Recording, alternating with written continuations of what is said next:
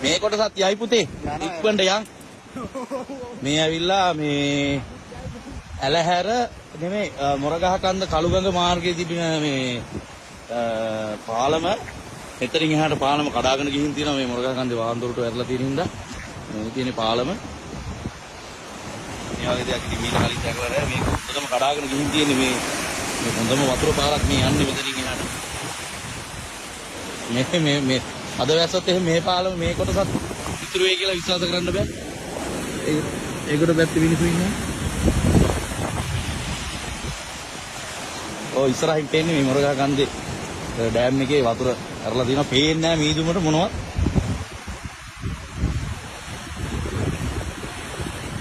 අපි එතෙන් ගිහලා බලමු මේ වතුර සේරම ඉතින් ඇලහැර පැත්තෙන් යනවා මේ පල්ලෙහාට ඉතින් මේ විදිහටම ජලස්කන්ධ මේ පල්ලෙහාට ඇදගෙන යනවා ඇනිකට් එකෙන් ඉතින් වතුර බෙදලා ගියාට ඒ යන්නේ ඉතින් ඒ ගම්මාන හරහා යන්නේ ගම්මාන සෑහෙන පිටසක් යට වෙලා තියෙනවා මේ වෙලාවේ මුදා ගැනීමේ කටයුතු සිද්ධ වෙනවා. අදත් ඊයේ වගේම වර්ෂාව ඇදහැළුනොත් මීට වැඩිය ලොකු හානියක් සිද්ධ වෙන්න ඉඩ තියෙනවා. මේ පාලමක් මේ විදිහට ගිහින් තියෙනවා නම් වතුර කඳට. ඉතින් එතනින් එහාට අපේ පොඩි තැන් මොන කතාවද? අක්කා ෆෝන් එක charge කරගෙන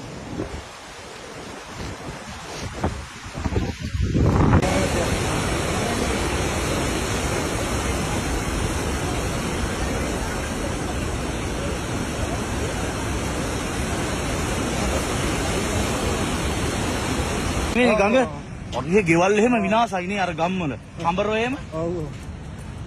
ඉස්සර එහෙට යන්නේ.